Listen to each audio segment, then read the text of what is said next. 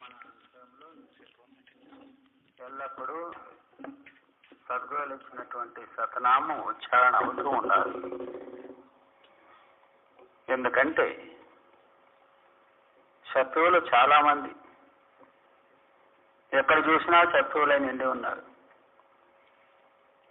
అటువంటి సమయము, అటువంటి శక్తులు ఉన్నారు. బయట శత్రువుల్ని మనం కంట్రోల్ పెట్టాలా, సంహారం చేయాలంటే చేతిలోనే కత్తులు పెట్టుకుంటాం, శత్రువులు భయపడని అని. అదే ప్రకారంగా మన అంతరంలోనే సద్గురువులు ఇచ్చినటువంటి సతనామమే శత్రువుల్ని భయపెట్టడానికి కోసము కత్తి అని. ఆ కత్తి ఎప్పుడు ఎదురుగా పెట్టుకునే ఉండాలి. కింద పెట్టామంటే శత్రువులు వచ్చి పట్టేసుకుంటారు. అందుకని ఎల్లప్పుడూ ఆ నామం అనేది మన నాలుకతో లేక లోపల మనసులో ఎల్లప్పుడూ జాగ్రత్తగా ఉండాలి. जी एक समाचार एक सार बजती रहे, एक समाचार एक सार बजती रहे, खेल कोई सूरमा संत देले, काल दल जीत कर क्रोध पैमाल कर, काल दल जीत कर क्रोध पैमाल कर, परम सुख धाम तह सुरत मेले. ఎందుకనగా మన లోపల ఎటువంటి దుష్ట శత్రువులు ఉన్నారో చూడండి. కామ క్రోధాదులు మహాప్రచండమైన శక్తులు. ఇటువంటి శక్తులు మనము భయపెట్టించాలంటే ఆ ఒక్క నామస్మరణాన్ని జరిగితేనే. హృదయం ఖాళీ పెట్టడానికి సాధ్యం లేదు. మనసు ఖాళీ ఉండదు, ఏదైనా ఆలోచనలు ఉంటారు. ఆ ఆలోచనలో అతి ముఖ్యమైనది కామక్రోధాదులు ఉన్నారు. అవి ఎటువంటి శత్రువులు అంటే ఎదురుగా వచ్చాయంటే భయపడేస్తారు. అందులో కామ వశీభూతులైపోతారు. ఇంకా క్రోధం అంటే ఎంతో శాంతంగా ఉంటాము. ఏమైనా ఒక్క మాట అంటే మనం ధ్యానం చేసుకోలేము. ఏదో మహా ప్రచండమైన బలవాన్ శక్తులు. అందుకని రెండు శత్రువుల్ని సంహారం చేయడానికి కోసం లేక వాళ్ళని కంట్రోల్లో పెట్టుకోవాలంటే ఇదే శస్త్రం. ఏమి? ఆ సత్నామం. ఇట్లా మనము చేయాలంటే ఇది ప్రతి ఒక్క చేత చేసే పని కాదు.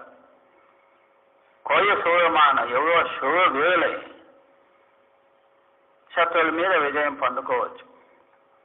లేదంటే శత్రువులు ఎలా ఉండాలంటే కిందకి దబ్బి మనల్ని వాళ్ళు గులాములు చేసేసుకుంటారు. జన్మాంతరం అంతా గులాములు అయిపోవాల్సి వస్తుంది. అందుకని చాలా హుషారుగా ఉండాలి. ఉండి ఎల్లప్పుడూ మన సూరత్ అంటే మన ఆత్మ ఆ నామంలోనే ఐక్యం చేసేదానికి ప్రయత్నం చేస్తూ ఉండాలి. జీ सील ले नेह कर ज्ञान को खड़ग ले, सील से नेह कर ज्ञान को खड़ग ले, आय चौगान में खेल खेले. ఇటువంటి యుద్ధ భూమి రణ మైదానము, యుద్ధం చేసేటువంటి జమీన్ అనుకోండి. అక్కడ మనం యుద్ధం చేయాలంటే ఎవరైనా జతలో కావాలి, సహాయం చేసేటువంటి వాళ్ళు. ఆ సహాయం చేయడానికి కోసం శీల అన్నారు. శీల అనే పదం సాధారణంగా అర్థం చేసుకోవడం ఏమి? ఇంద్రియ జీతత్వం, కామేంద్రియం వశీభూతులు చేసుకున్నామంటే శీలం అంటారు. కానీ గురుమహారాజు గారు ఏమన్నారు? శీలం అంటే ఏదో ఒక అవగుణం మన హృదయంలోనే ఉండకూడదు. కాము ఒక్కటే కాదు, లేదు ఏం అవగుణాలు ఉండవు, ఏమి మన హృదయంలోనే ప్రవేశించకూడదు. అటువంటి శీలరూపమైన స్నేహితుని చేసుకో. మరి జ్ఞానరూపమైన ఖడ్గము చేతిలో పట్టుకొని ధైర్యం నుంచి, మంచి సాహసం నుంచి నువ్వు యుద్ధం చేయి. ఈ శత్రువుల మీద తప్పకుండా విజయం సంపాదన చేయాలనే ఒక మన హృదయంలోన ఘనం ఉండాలి. कहे कबीर कोई संत जन सूरमा, कहे कबीर कोई संत जन सूरमा, शीस को सौंप कर करम तेले. ఇట్లా భక్తి చేసే సమయంలోన సాధారణ విషయం కాదు. శిరస్సే కప్పించిపోయినా కానీ భక్తి రూపమైన మైదానం నుంచి విడుదల పొందకూడదు, పరిగెత్తి పోకూడదు. శివుడు ఎలా ఉంటాడు? యుద్ధానికి వెళ్తాడనుకోండి, ఆ సమయంలోన తన శరీరానికి బాధలు వస్తావేమో, నొప్పులు వస్తావేమో, గాయాలవుతాయేమో, అవేమి లక్ష్యలో పెట్టుకోడు. మంచి సాహసం నుంచి యుద్ధం చేసేది ఒకటే ఆయన మనసులోనే నిండి ఉంటుంది. అదేవిధంగా మనం భక్తి చేయాలంటే మన లోపలే ఉన్నవి ఈ శత్రువులు. బయట శత్రువుల్ని ఎలా అయినా మనం ఎదిరించగలం, కానీ లోపల ఉండేటువంటి శత్రువులు పోవాలంటే మహాకఠినం. ఇట్లా మనం ఎల్లప్పుడూ యుద్ధం చేస్తే ఆ శత్రువులు భయపడతాయి. కానీ మనం ఎప్పుడో ఒకసారి స్మరణ చేసి మరొకసారి వదిలిపెడతామంటే అది కాపోదు. सूर संग्राम को देख भागे नहीं, सूर संग्राम को देख भागे नहीं, देख भागे कोई सूर नहीं. ఎంతో మంది మనం భక్తి చేయాలని వెళ్తాం, కానీ ఎంతో మంది సిపాయిలు కావాలి, సైన్యంలో చేరుకోవాలి, నేను సైనికుడు కావాలి అనుకుంటారు. ఆ యుద్ధ మైదానం చూసినప్పుడు, ఆ బందూకులు, ఆ ప్రాణం పైన చూసినప్పుడు భయపడేస్తారు, నా నుంచి కాదు అని వదిలిపెట్టేసుకుంటారు. అలాగే భక్తి చేయాలని ఎంతో మంది వెళతారు. ఇవన్నీ శత్రువులు ఎదురుకు వచ్చినప్పుడు భయపడి యుద్ధాన్ని మర్చిపోయినట్టు భక్తిని మర్చిపోతారు. ఇది మా నుంచి కాదు అనుకుంటారు. అందుకని కబీర్ సాహెబ్లు ఏమంటున్నారు? ఎవరో శూరవీరులు, మహాన్ వీరులు, ఆ భక్తి రూపమైన రణమైదానం అనుకోండి, అక్కడ యుద్ధాలను జరిగే చూసి భయపడి వాపసు వచ్చేస్తారు. భక్తి చేయాలని ఎంతో మంది వెళ్తారు, కానీ ఎప్పుడమ్మా భక్తి చేసా, ఎప్పుడయ్యా భక్తి చేసావంటే, ఎవరు సంవత్సరానికి ఒకసారి చేశారనుకోండి, ఎవరు 6 మాసాలకు ఒకసారి, ఎవరు ఎప్పుడో. విచారం చేయండి. ఏమి భక్తి చేయడము లేక రణమైదానంలో యుద్ధం చేయడము సామాన్య విషయం కాదది. सूर संग्राम को देख भागे नहीं, देख भागे कोई सूर नहीं. काम और क्रोध मद लोभ से जूझना, काम और क्रोध मद लोभ से जूझना, मरा गमसान तह खेत माही. ఎదురుగా ఉండేటువంటి శత్రువులు మహాబలవాన్లను తెలిసినప్పుడు మన పౌరుషం ఇంకా ఎక్కువ కావాలి. ఎంత బలం ఉన్నదో, ఎంత శక్తి ఉన్నదో అంతా ఉపయోగించి యుద్ధం చేయాలి. శస్త్రాస్త్రాలు గట్టిగా పట్టుకోవాలి. అలాగే కామ క్రోధలో మోహ అహంకార రూపమైన ఈ పంచ విషయాదులు మహాబలవాన్ శక్తులు, ఎటువంటి వాళ్ళైనా కిందకి పడేస్తారు. అందుకని కబీర్ సాహెబ్ అంటున్నారు, చాలా హెచ్చరికతో ఉండాలి. అంటే సాధారణంగా ఇవి కిందకి పడవు. सील और साच संतोष साई बे, सील और साच संतोष साई बे, नाम समसे तह खूब वाजे. శీలం, సాత్, సంతోష్, సత్యం అనేది, సంతోషం అని ఇవన్నీ మనకు జతలో ఉండాలి. మరి ఏమంటారు? ఆ నామరూపమైన ఖడ్గము, కత్తి ఎల్లప్పుడూ ఎదురుగా పెట్టుకునే ఉండాలి. జతలో ఉన్న స్నేహితులు శీల, సాత్, సంతోష్ అన్నారు. వీళ్ళందరూ జతలో ఉంటే మనకి ఎంతో ప్రోత్సాహం, ఎంతో సపోర్ట్ దొరుకుతుంది. అందుకని ఇవన్నీ గుణాలు మనము ప్రాప్తి చేసుకోవాలి. శీల్ అంటే ఇంద్రియజీతత్వము, ఏది అవగుణాలు లేనటువంటిది, ఎల్లప్పుడూ సత్యమే ఆచరణ చేసేటువంటిది, మరి ఏ పరిస్థితి వచ్చినా కానీ సంతోషంగా ఉండడం. అప్పుడు నామస్మరణ అనేది జరుగుతుంది.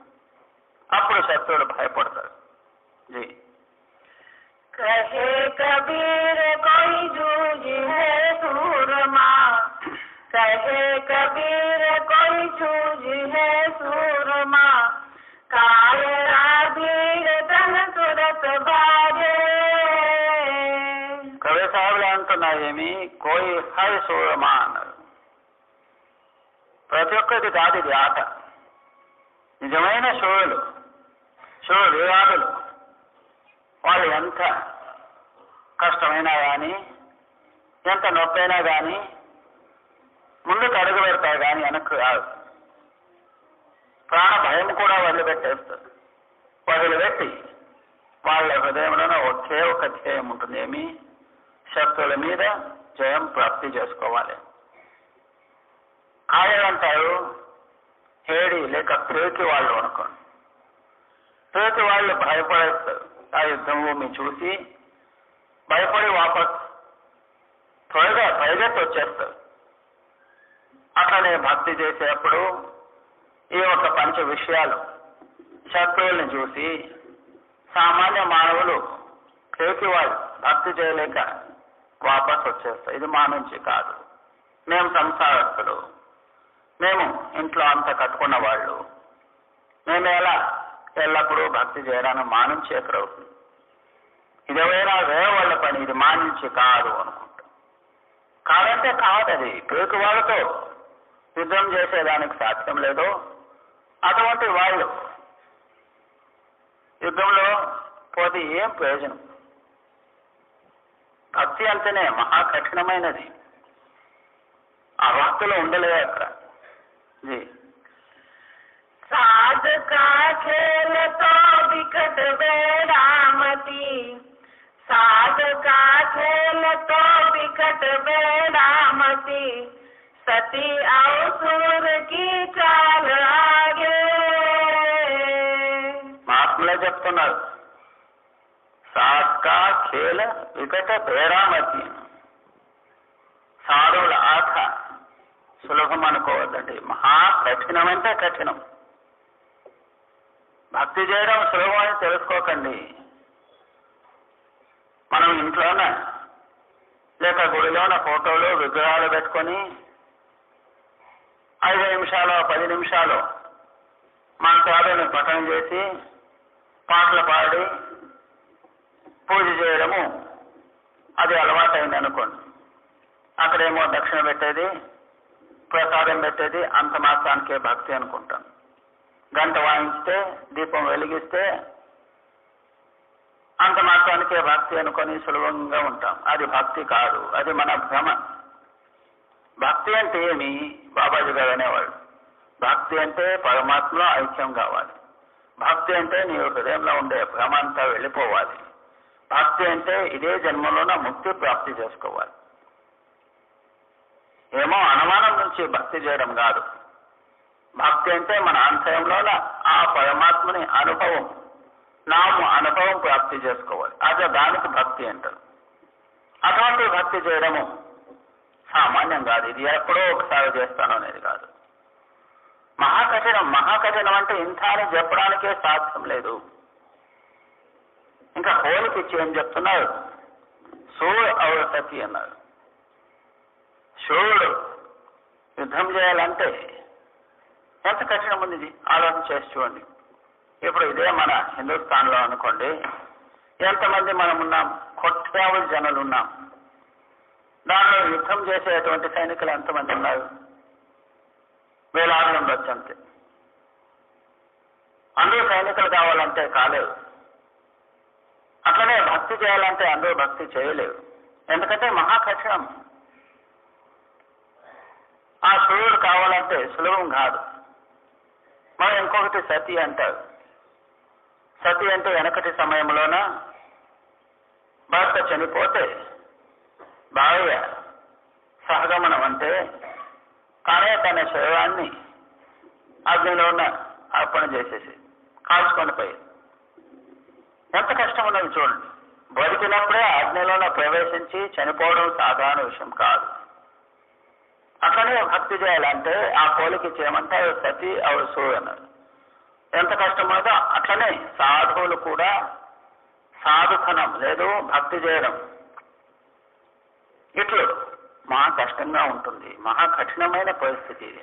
జీ साधका खेलता बिकट बेड़ामती सती और की चाल आगे सूर गमसान है पलक दो चार का सूर गमसान है पलक दो चार का सती गमसान पल एक लागे. ఇంకా సాధువుల స్థితి దీనికంటే ఎక్కువ కఠినము. ఎందుకంటే శూర విరాడులు ఎంతసేపు జగడం చేయొచ్చు, ఎంతసేపు యుద్ధం చేయొచ్చు, కొన్ని రోజులు జరుగుతుంది. ఆ యుద్ధంలోన ప్రాణం పోయేది. దోచార పలక 93 పలక అంటే క్షణమాత్రంలో ప్రాణం వెళ్ళిపోతుంది. శివుడయ్యారని వారికి పథకం ఇచ్చి పంపిస్తారు. శివుని కథ అయిపోయింది అంతే. ఇంకా సతి అసలు ఏమైనా ప్రవేశం అయిందంటే వెళ్ళిపోయింది ప్రాణము, అంత మాత్రానికే సతి అని పేరు వచ్చేస్తుంది. కానీ భక్తుడు అనిపించుకోవడము మహా కఠినం. ఎంత కఠినం ముందుకు కబీర్ చెప్తారు. జీ साध संग्राम है दिन झूझना साध संग्राम है दिन झूझना देह पर्यंत का काम भाई. సతీ శూర్ కొంత సమయం మాత్రమే వాళ్ళ కష్టం. ఇంకా సాధువుల సంగ్రామం దిన జూజన రాత్రి పగులు వాళ్ళు యుద్ధం చేయగాలి. దేహ పర్యంతకా కామ హే భాయి. ఎంతవరకు దేహం ఉన్నంత వరకు. ఒక రోజు 2 రోజులు భక్తి చేసి వదిలిపెట్టేది కదా ఎంతో మంది అంటాం మనం. నేను ఇన్ని రోజులు చేశాను అన్ని రోజులు చేశాను అనే ఒక గర్వం మనలోనే ఉంటుంది. ఇంకా కొంతమంది అంటారు నేను అప్పుడు ఎన్ని రోజులు చేశాను తెలుసునా, ఎంతో భక్తి చేశాను, ఎంతో సేవ చేశాను. ఇది కాదది. భక్తి అంటే ఎల్లప్పుడూ చేయాలి, స్మరణ అంటే ఎల్లప్పుడూ చేయాలి. ఎంతవరకు చేయాలి? రాత్రి పొగలు చేయాలి. ఎంతవరకు? దేహం ఉన్నంత వరకు, ప్రాణం ఉన్నంత వరకు. చాలా మంది మనము ఎప్పుడో కుదిరినప్పుడు చూద్దాంలే అంటాం. ఇప్పుడు ఎవరైనా మనం కోర్టులో కేసు వేసుకుంటే ఒక దినం 2 దినాలు లాయాన్ని పెట్టి అక్కడే ఉండిపోవడం. కోర్టు కేసు గెలిచే వరకు మనం వదిలిపెట్టం. చిన్న కోర్టులో లేదంటే పెద్ద కోర్టుకు వెళ్తాం. ఎట్లయినా చేసి ఆ కోర్టు కేసులో గెలిచిపోవాలి అనే ఒక ఆశ పెట్టుకుంటాం. సంవత్సరాలు కొద్ది పోరాడతాం. శత్రువుల మీద విజయం పొందుకోవాలంటే సాధారణ విషయం కాదు ఇది. చదువుకోవాలంటే చూడండి ఎంత కష్టం. ఎవరు 10 ఏళ్ళు 20 ఏళ్ళు 30 ఏళ్ళ వరకు చదువుకునే ఉంటారు. ఇంకా భక్తి చేయాలంటే సంవత్సరానికి ఒకసారో 6 నెలలకు ఒకసారో వారానికి ఒకసారో చేస్తానంటే కాదది. దిన రాత్రి పగులు ఆ యుద్ధం చేయాలి. లోపల శత్రువులు నిండి ఉన్నాయి. ఆ క్షణంలోన మనం కొంచెం వెనకపోయామంటే వచ్చి పట్టేసుకుంటారు. మనం సోలిపోతాం. అందుకని రాత్రి పగులు అదే లక్ష్య పెట్టుకొని ఇంకా ఎన్ని రోజులు దీనికి ఏమైనా 5 రోజులు 10 రోజులు సంవత్సరము 2 సంవత్సరాలు లెక్కలేదు. దేహ పర్యంతన దేహం ఉన్నంత వరకు చేస్తూనే ఉన్నారు. ఇంత చేశానంటే అది లెక్క పెట్టుకున్నట్టు అవుతుంది. లెక్క లేనటువంటి సాధన చేయాలి. कहे कबीर दुख भाग डीली करे कहे कबीर दुख भाग डीली करे उलट मन गगन చేస్తుంటారు అనుకోండి. ఒక క్షణమాత్రమైన ఆలస్యం చేశాయంటే ఎదురుగా ఉండేవాడు పట్టేసుకుంటాడు, కిందకు దెబ్బేస్తాడు. శత్రువులు సాహసంగా పోరాడే సమయంలోన కొంచెం అటు ఇటు చూసి మనం కొంచెం వదిలిపెట్టామంటే కిందకు దెబ్బేస్తాడు తప్పకుండా. అట్లనే మన లోపల ఈ శత్రువులు కాస్తూ ఉన్నారు, ఏ సమయంలోనైనా ఈ జీవిని కిందకు దెబ్బాలని. మనం ఎప్పుడూ జాగ్రత్తగా ఉండాలి.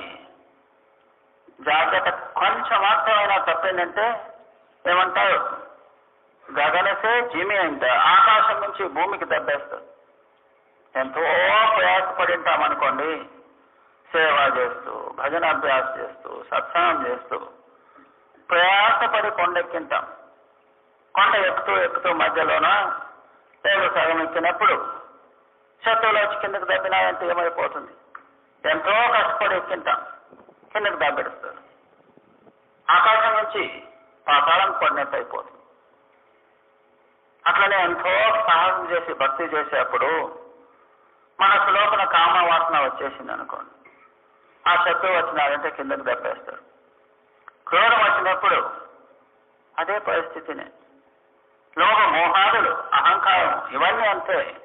ఒక్కొక్క శత్రువు వచ్చి మనం కిందకు దెబ్బినారంటే గగనసే జిమిగివేన్, ఆకాశం నుంచి జమీన్ మీదకి వచ్చి పడినట్టు అయిపోతుంది. మనం చేసిన ప్రయత్నము, సాధన అన్నీ వదిలిపెట్టేస్తాం. అంటే మొదట చాలా ఖుషీగా భక్తి చేసేది నేర్చుకున్నాం. కొన్ని రోజులు ఇలాగే భక్తి చేస్తామేమో, ఎంత ప్రేమ చూపెడతారు, ఎంత ప్రేమతో సేవ చేయడమేమి, మాట్లాడటమేమి, భక్తి చేయడమేమి, అభ్యాసం చేయడమేమి. కొన్ని రోజులు అయ్యాక నేను చేశాను కదా ఎంతో అని అభిమానం వస్తుంది.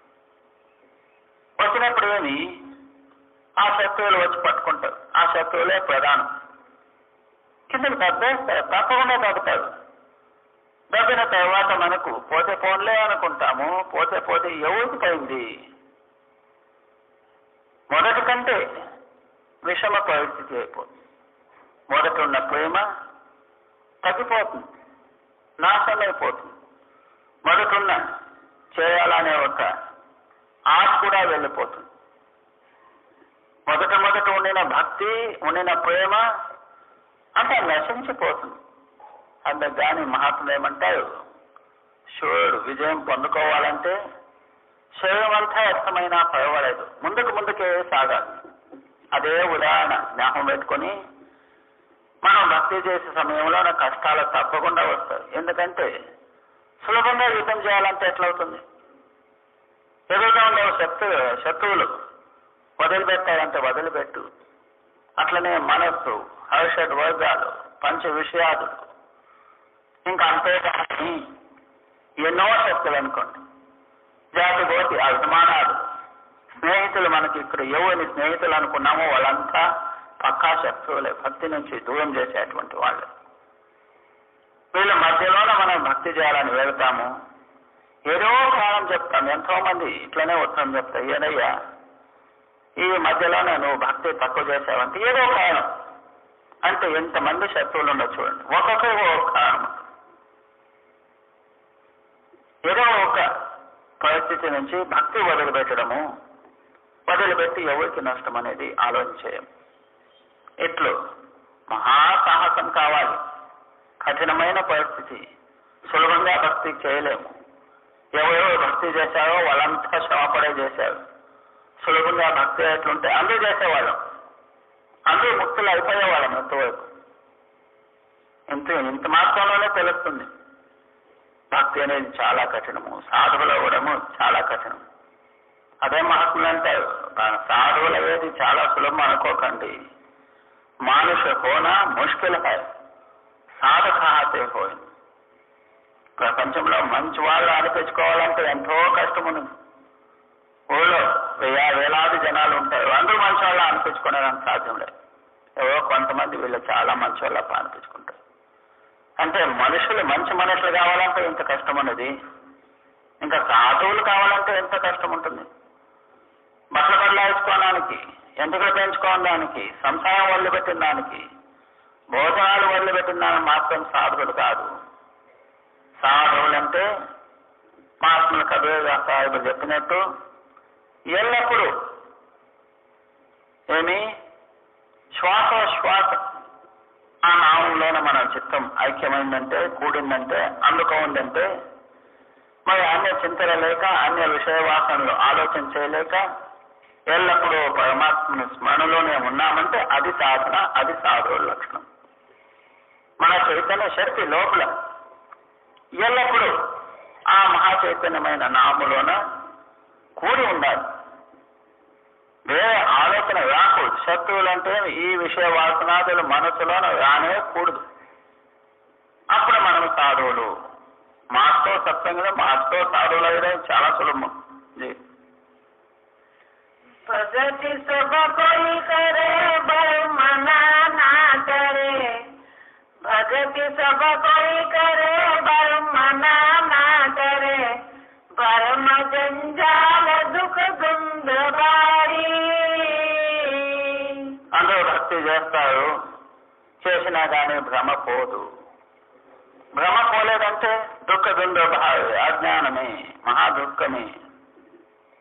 ఎంతవరకు మన హృదయంలో ఉండే భ్రమ పోలేదు, మనసులోనే ఉండే అనుమానాలు పోలేదంటే భక్తి చేసేదేం ప్రయోజనం? భక్తికి ప్రమాణమేమి? మనలో ఉండే అనుమానాలన్నీ వెళ్ళిపోవాలి. భ్రమ అనేది ఉండకూడదు. భ్రమ పెట్టుకొని భక్తి చేస్తే అది భక్తినే కాదు. అందరూ భక్తినే చేస్తారు, భ్రమ మాత్రం నిండే ఉంటుంది. అది భక్తి అనేది అనిపించుకోదు. భక్తి అంటే భ్రమ ఉండకూడదు. काल के जाल में जगत सब बंदिया, काल के जाल में जगत सब बंदिया, आस की गाय जम जोर डारी. ఈ సంసారంలో, ఈ జగత్తులో ప్రతి ఒక్కరు ఆ కాలని శక్తిలోన బంధితులైపోయారు. అదే పాశ మన గొంతులో పడింది. ఆ పాశ కట్టేసే దానికోసం కాలుడు ఏం చేశాడు? ఆశకీటో విన్నాడు. ఆశారూపమైన పదం కట్టాడు. ఎప్పుడు తన పక్కన ఏడుస్తూ ఉంటాడు. అదే కాలశక్తి ప్రతి ఒక్కరిని బంధంలో వేసిన దానికి ఇదే కారణం. మనకు ప్రపంచంలో ఆశలు పెట్టుకోవడము. జగత్తులోనే ప్రతి ఒక్కరిది ఇదే గతినే. ఒకరితో లేరు, ప్రతి ఒక్కరిది ఇదే గతినే. ज्ञान सूझे नहीं शब्द बूझे नहीं, ज्ञान सूझे नहीं शब्द बूझे नहीं, शरण ओटा नहीं गर्भधारी. జీవులకు హెచ్చక అనేది లేదు. జ్ఞాన సూచనకి పిలవలకి లేదు. శబ్ద భోజనకి గోయలు ఇచ్చినటువంటి నాము శబ్దము తెలుసుకునే లేదు. తెలివలక లేదు, హెచ్చరిక లేదు, ఆ సతనామ స్మరణలు లేదు, శబ్దం అభ్యాసము లేదు. శరణ ఓఠానకి సద్గురుల శరణపోవడము లేదు. ఇంకా దైవధారి, దైవము, అహంకారం. ఏది వస్తాం అనుకున్నామో ఆ దైవం నింపుకుంటున్నాము.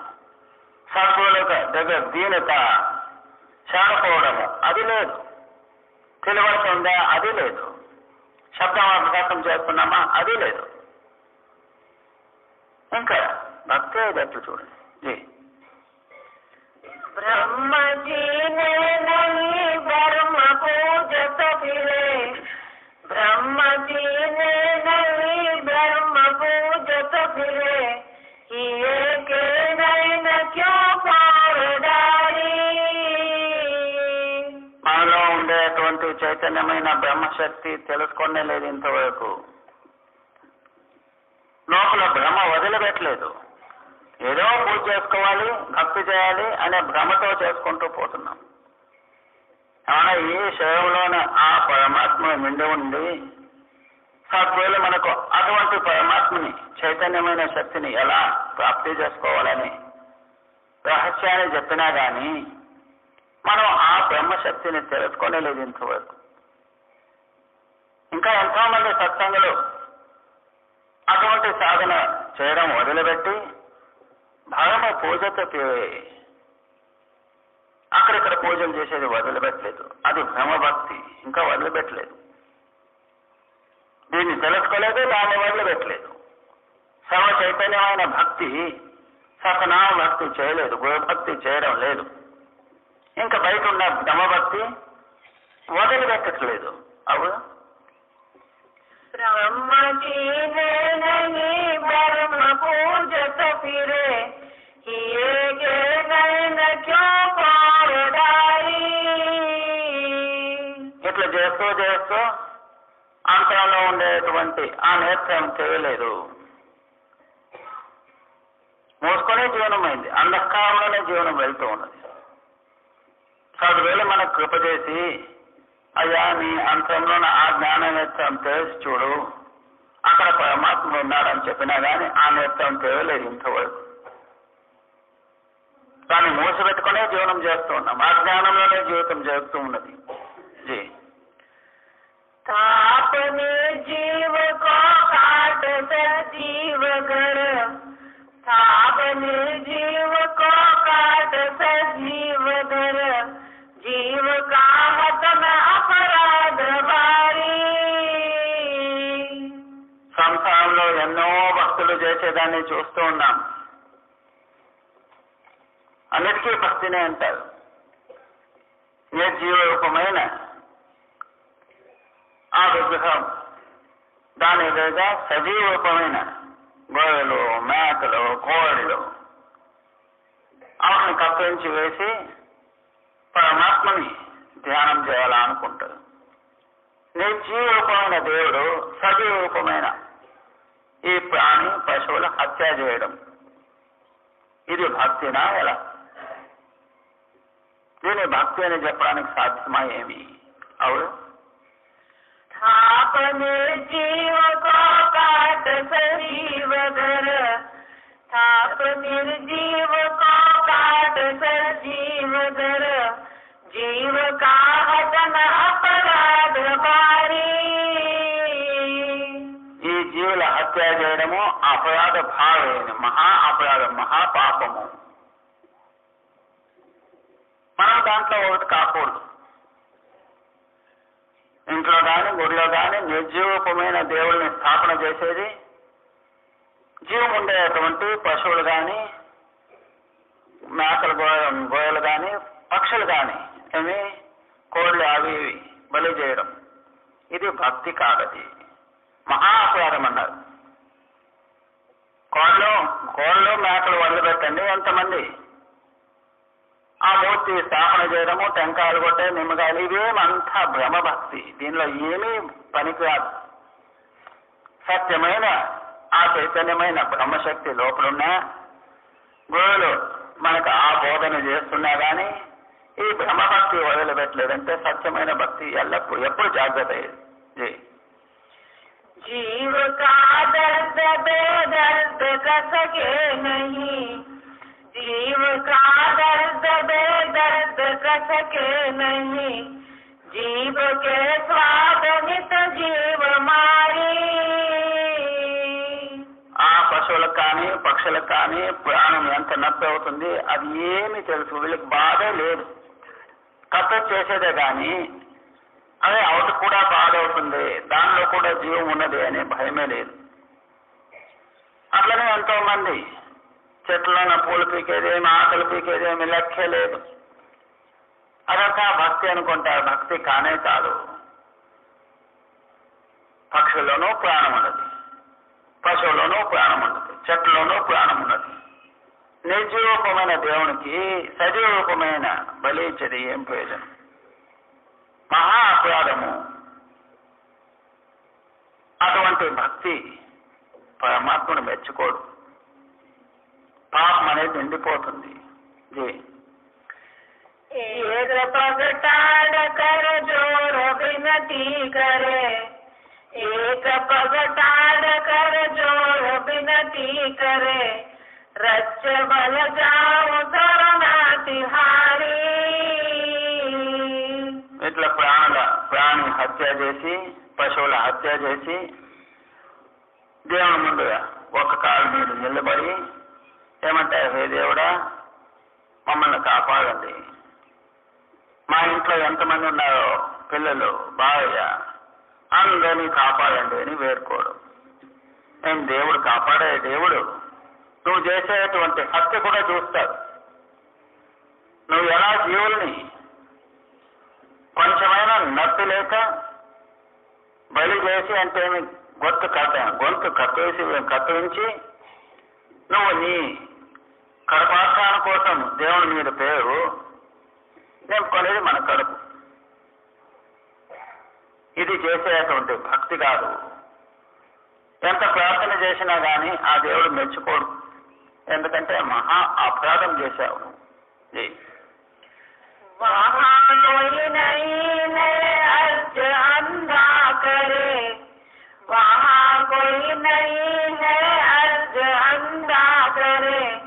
కఠిన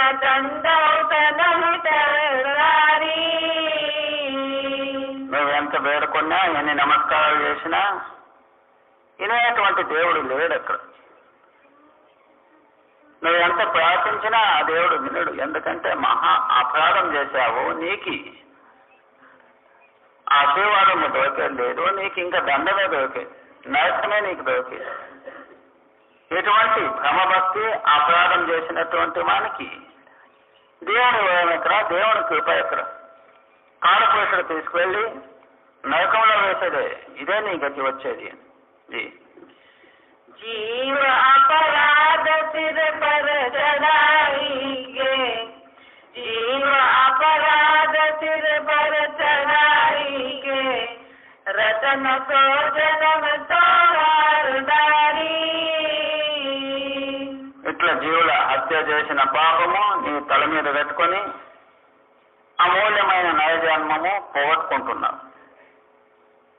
నరజన్మంలోనే సులభ శాస్త్రం అంటే పరమాత్మను అందుకోవాలంటే సద్గురు చెప్పినట్టు మన అంతరంలోన శబ్ద సాధన, నామ సాధన చేస్తేనే. అదే అందుకనే మొదట గురుభక్తి చేసి తరువాత నామభక్తి చేయాలన్నారు. మనం ఇవేమీ చేయలేము.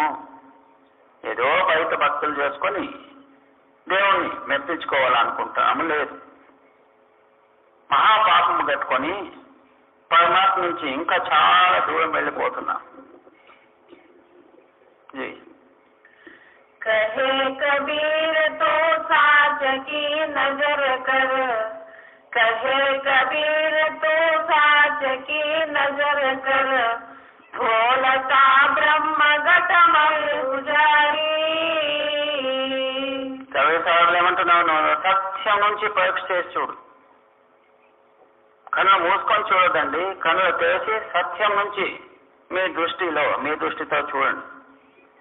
సత్యమైన పరమాత్ముడు నీ ఘటంలో, నీ శరీరంలో నిండి ఉన్నాడు. నీ హృదయం ప్రకాశం చేసుకో. సద్గురులు ఎలా ప్రకాశం చేసుకోవాలనే ఉపాయం చెప్పించినారు. అట్లనే నువ్వు సాధన చేసి నీ శరీరంలోనే ఆ పరమాత్మని సాక్షాత్కారం చేసుకో. నీ హృదయం ప్రకాశం చేసుకో. అజ్ఞానమంతా వెళ్ళిపోని, భ్రమ వెళ్ళిపోని నిజమైన భక్తి చేయి. శివుడు వేలాది పోరాడాలి కానీ నా నుంచి కాదు అంటే ఇంకా వేరేవాళ్ళు ఎవరు చేసేవాళ్ళు. ఎంత కష్టం వచ్చినా కానీ, ఎంత కఠినాయం వచ్చినా కానీ, ఎంత దుఃఖం వచ్చినా కానీ, లోకంలోన మాన మర్యాద పోయినా కానీ, అపమానమైనా కానీ భక్తి అనే దాన్ని వదిలిపెట్టకూడదు.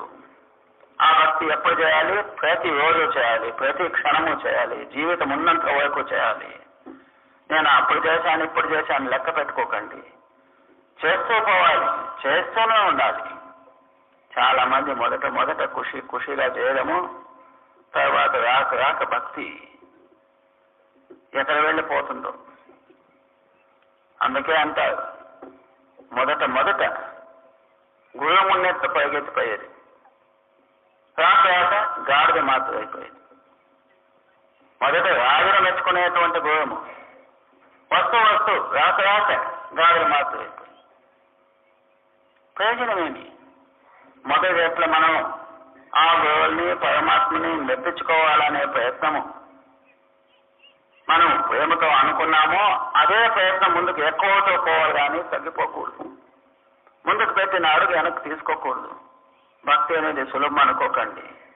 దీనిలోన మధ్యలోన చాలా శక్తులు ఎదురు వస్తాయి. లోపలనో శక్తులే, బయటనో శక్తులే. లోపల ఎన్నో విఘ్నాలు, బయట కూడా అంతే విఘ్నాలు ఉన్నాయి. ఇవన్నిటితో పోరాడి మనం ముందుకు అడుగు పెడుతూ జీవితం అన్నంత వరకు భక్తి చేస్తే పరమాత్మ మెచ్చుకుంటాడు. లేదంటే లేదు. జనాలను మెప్పించుకోవాలంటే ఎంతో కష్టమని, ఇంకా పరమాత్మని మెప్పించాలంటే సులభం అనుకోకండి. कहे कबीर तू साच की नजर कर, कहे कबीर तू साच की नजर कर, बोलता ब्रह्मगत मैं गुजारी. राधा स्वामी.